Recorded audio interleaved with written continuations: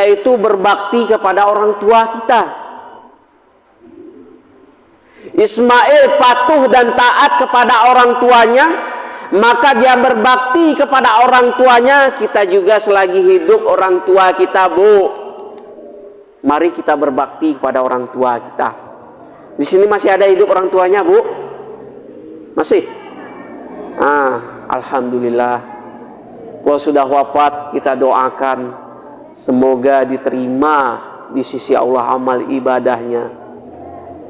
Masih hidup orang tua kita, silahkan kita berbakti kepada orang tua kita. Berbakti seperti Nabi Ismail berbaktinya kepada orang tuanya, kepada Nabi Ibrahim. Kesempatan berbakti kita kepada orang tua kita, supaya tiada penyesalan di hari kemudian nanti. Ya, Bu, ya, selagi masih hidup orang tua kita, ibu dan bapak kita. Bukan kita menyimpang dari materi ini, enggak. Ini materi inilah berseberangan dia, ya. Sejalan dia dari ibadah kurban ini, kemudian kisah Ibrahim, kisah Ismail, kemudian apa yang dipetik hikmahnya di sini, mendekatkan diri kita kepada Allah untuk berkurban, kemudian berbakti kepada orang tua kita. Kita contoh seperti Ismail. Sekarang uang bisa dicari kalau kurang. Uang tidak cukup, uang kurang bisa dicari. Ilmu masih kurang, belum cukup ilmu kita, masih dangkal, masih bisa dituntut dan masih bisa dicari. Kita ikut kajian-kajian Islam, acara-acara majelis. Namun kalau berbakti kepada orang tua kita nggak bisa lagi kalau udah wafat, ya, Bu, Pak, ya. Kalau ilmu bisa cari, harta bisa cari, berbakti bisa, nggak bisa diulangi kembali lagi. Maka inilah penyesalan-penyesalan banyak di antara kita ini pada hari ini. Ya, wafat orang tua kita bisa diulangi kembali lagi, hidupkan dia kembali, nggak bisa lagi. Penyesalan begitulah kita rasakan. Terpukul dalam hati kita ketika wafat orang tua kita, belum sempat kita balas jasa-jasa mereka. Ya, Bu, jasa-jasanya belum sempat. Kalau sudah menyesal, sudah wafat, apalagi gunanya? Nggak ada lagi. Udah wafat mereka, nggak ada lagi penyesalan itu lagi. Ya, pinginnya selagi hidup kita, orang tua pingin saya bawa jalan-jalan, saya bawa, ya, untuk membahagiakan mereka, untuk berbakti kepada orang tua kita. Saya umrohkan, saya naik haji kan. Nggak ada lagi penyesalan sudah wafat mereka. Apa mau lagi disesali? Inilah banyak orang penyesalan dalam dirinya. Ya, contoh dari kisah Nabi Ibrahim alaihissalam, seperti Ismail tadi. Ya,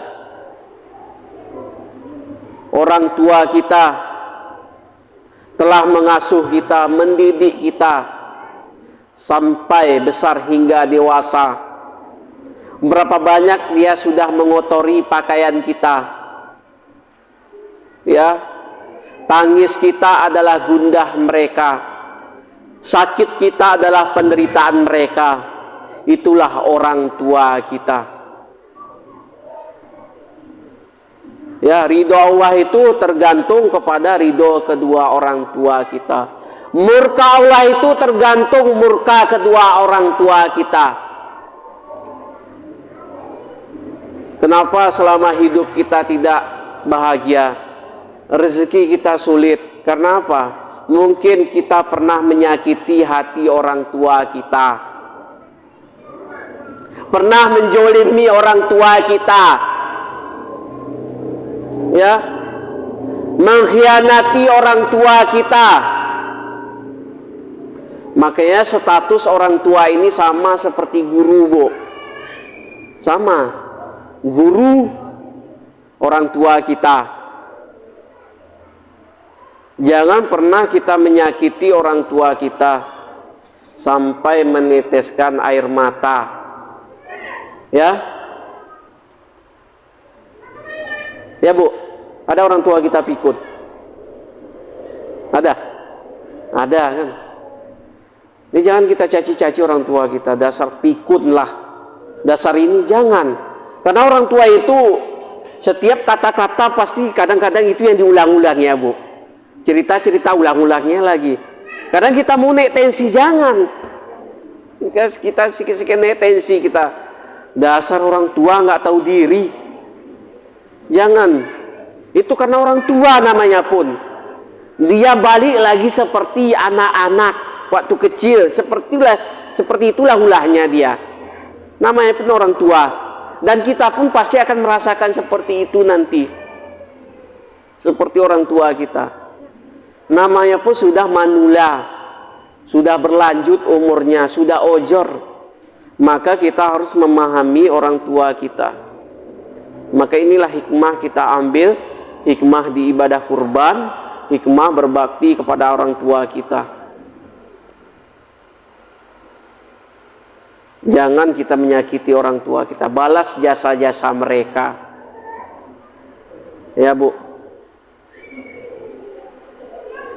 Itu penyebabnya. Kenapa rezeki kita sulit, hidup kita tidak barokah? Karena apa? Mungkin kita menjolimi orang tua kita. Ya, gimana pun mereka, sejelek-jelek mereka, itulah orang tua kita. Jangan kita mengaku-ngaku di jalan nanti, oh itu orang tuamu. Oh bukan orang tuaku itu, bukan. Karena kita minder orang tua kita itu mungkin apa? Mungkin karena mungkin karena jelek orang tua kita. Itulah orang tua kita. Akui itulah orang tua kita. Minder, merendah diri, gengsi. Bahkan ada orang nekat menelantarkan orang tuanya memasukkan ke panti jompo. Karena apa? Karena faktor karir, karena faktor kedudukan, karena faktor jabatan, karena faktor kekuasaan. Dia tidak mau dibebani dalam hidupnya karena orang tuanya. Gara-gara faktor dari perintah dari istri, perintah dari suami, nggak suka kepada mertuanya, nggak suka kepada orang tuanya dari pihak istri atau pihak suami, udah masukkan ke panti jompo. Hilang beban kita, hilang masalah kita, daripada mereka terbeban dalam hidup kita. Ya Bu, mudah-mudahan sini tidak ada. Nampaknya tak ada ya. Gara-gara itu kita terbeban. Karena gini Bu ya, penyakit-penyakit ini bisa sebabkan dari pihak istri. Makanya perlunya kaum-kaum ibu ini mengaji dan kaum bapak. Bisa karena apa? Tekanan batin gara istri. Dia tidak suka kepada mertuanya, orang tuanya dari pihak laki-laki. Udah masukkan ke panti jompo sana. Saya tidak sanggup mengurus orang tua kita. Makanya kita ini adalah pengganti ijab dan kabul kita nikah sama suami kita. Kita ini sudah diserahkan sama suami kita.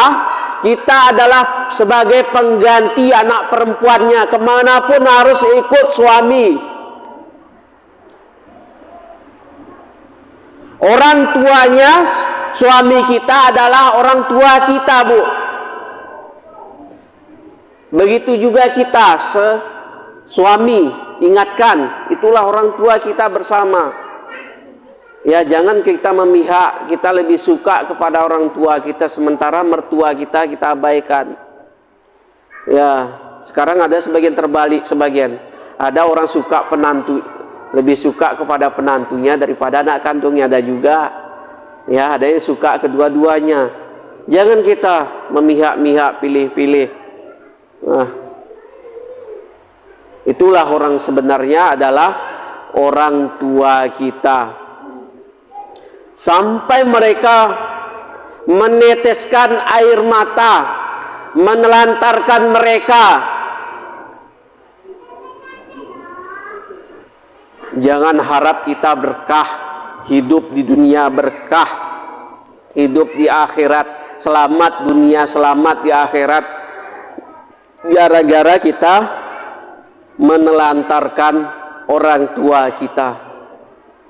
Tahu kisah Alqamah, Bu? Nah, kita masalah kurban sudah selesai.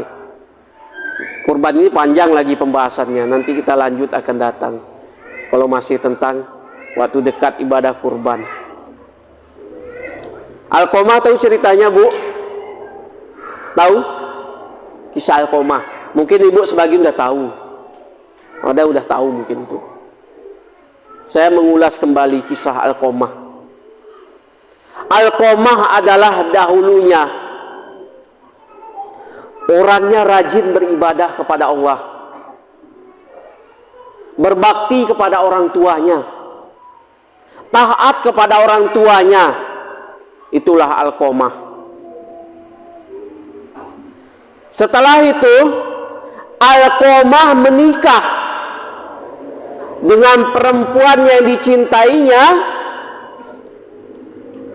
Alqamah setelah menikah, dia sudah mulai menjauh dari orang tuanya gara-gara pengaruh dari istri.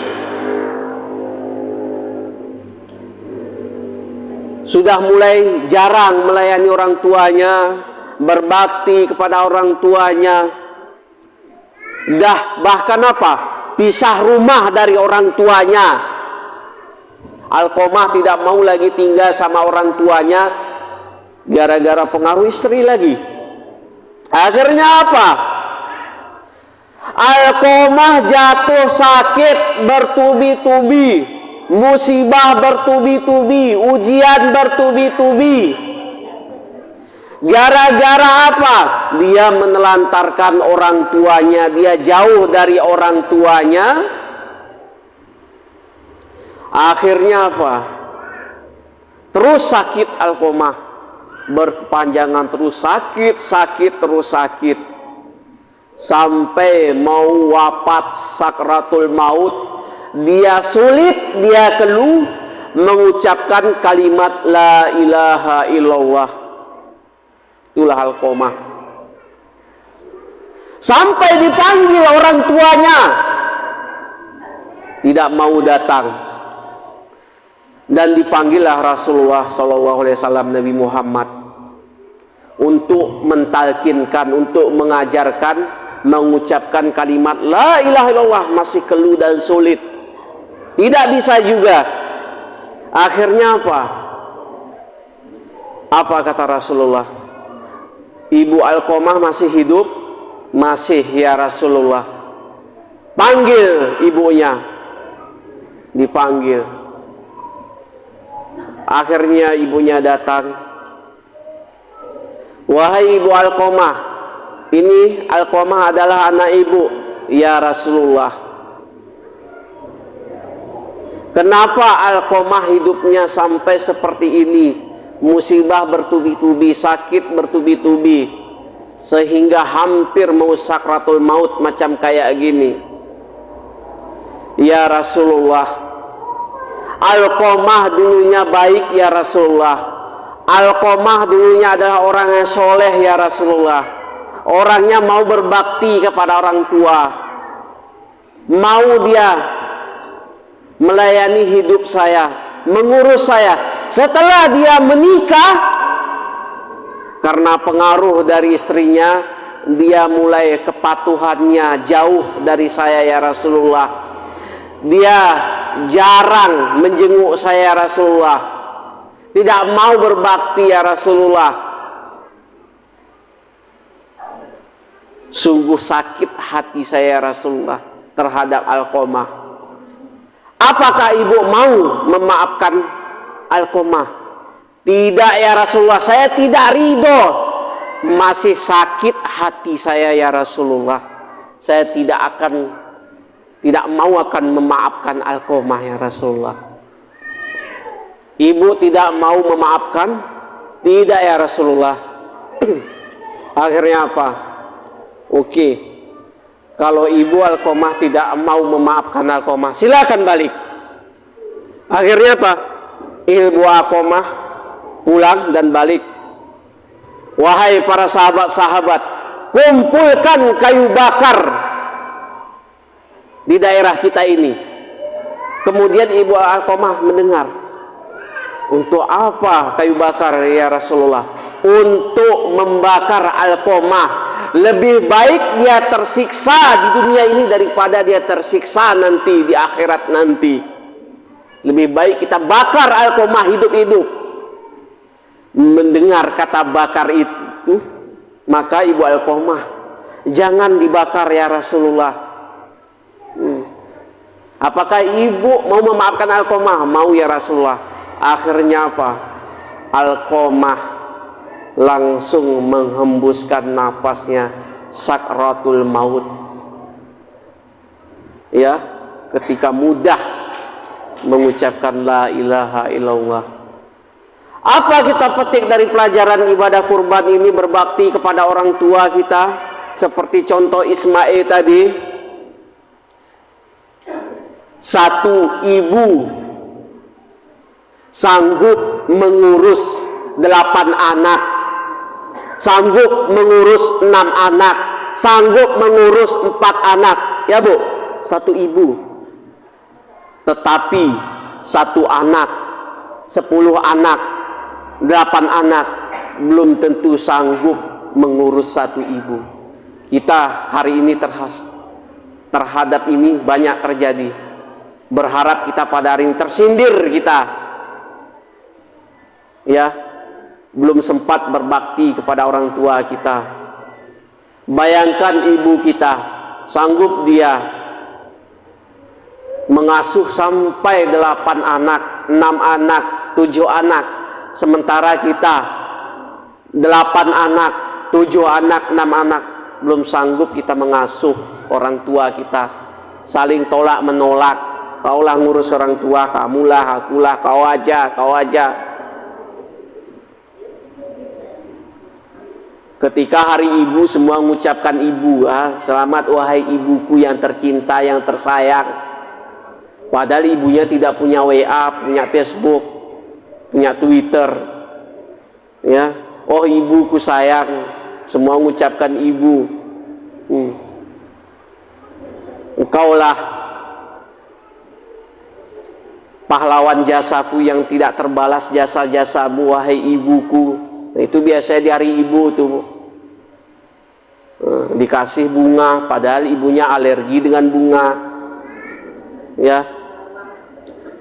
Ya, kita bukan itu. Berbaktinya itu perlu berbakti kepada orang tua kita supaya berkah hidup di dunia, berkah di akhirat.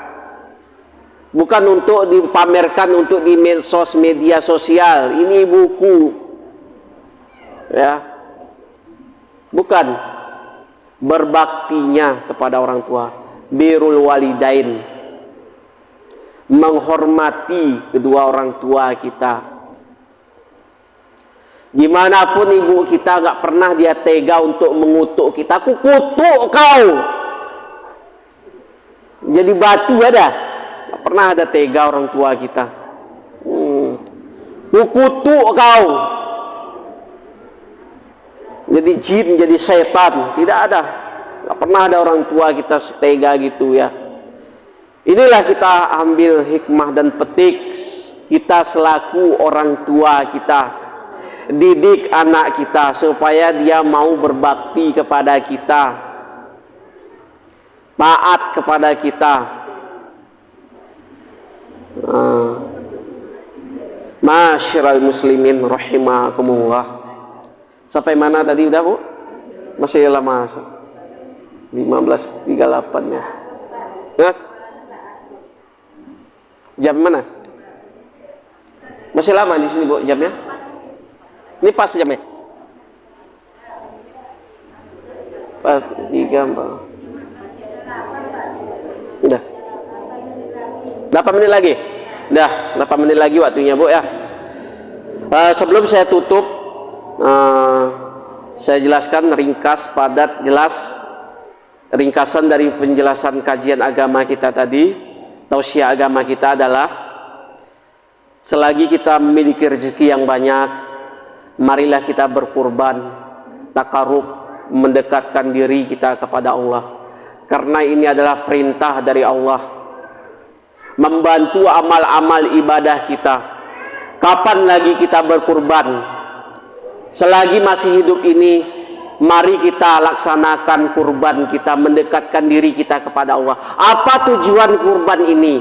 Apa makna dan penghayatan dari kurban ini? Adalah untuk membunuh sifat-sifat kebinatangan dalam diri kita, Bu.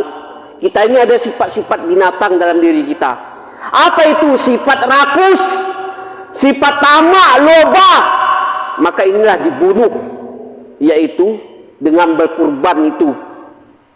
Makanya kurban itu dibunuh sifat-sifat kebinatangan kita dalam diri kita, sifat licik, sifat-sifat seperti tikus dalam diri kita, licik, mengunjing kawan seiring, menggunting dalam lipatan, inilah kita bunuh dalam diri kita. Mencaci maki, sumpah serapah, kita bunuh dalam diri kita itu dengan berkurban. Menghilangkan sifat-sifat hewan kita dalam diri kita, sifat-sifat kebinatangan dalam diri kita, sifat-sifat kejam, angkuh, sombong, itulah dibunuh di kurban itu. Sifat-sifat seperti serigala dibunuh dalam diri kita. Kemudian sifat apa yang terakhir adalah sifat kekanakan dalam diri kita, Bu, ya. Ada ibu-ibu, bapak-bapak masih ada sifatnya seperti kekanakan dalam dirinya. Kenapa? Karena belum dibunuh, karena tidak mau berkurban. Itu sebabnya. Makanya ibu-ibu, bapak-bapak, mungkin ada saudara-saudara kita, saya tidak menyebut di sini. Kalau ada masih sifatnya seperti sifat kebinatangan, sifat kekanakan, itu obatnya adalah apa? Berkurban. Jalan untuk mendekatkan diri kita kepada Allah. Takarub, mendekatkan diri kita kepada Allah. Supaya hilang sifat-sifat rakus, tamak, loba, koruptor, suap menyuap, pungutan liar, sengketa, suka mengambil hak-hak orang, hakmu, halal, haram, hantam. Itulah dibunuh dalam dirinya dengan berkurban. Kemudian kurban ini adalah sebagai ibadah Allah sukai. Maka inilah ancaman orang-orang memiliki rezeki yang banyak tetapi tidak mau berkurban. Jangan mendekati tempat sholat kami. Dari ringkasan ini. Kemudian kurban ini adalah telah diajarkan, yaitu kisah Nabi Ibrahim alaihissalam, dan kepada anaknya sanggup diuji oleh Allah dia karena perintah dari Allah. Maka ini kita ambil hikmah dan pelajarannya, kita petik.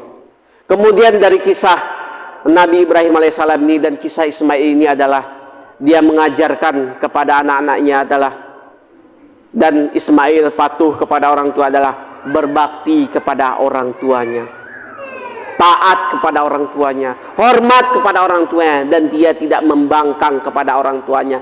Inilah kita ambil hikmah, kita petik pelajaran ini adalah yaitu tentang berkurban, bersabar, sanggup diuji oleh Allah, dan berbakti kepada orang tua kita seperti Nabi Ismail. Siap kita berbakti kepada orang tua kita seperti Ismail, Bu? Siap? Alhamdulillah. Akhiru kalam. Wassalamualaikum warahmatullahi wabarakatuh.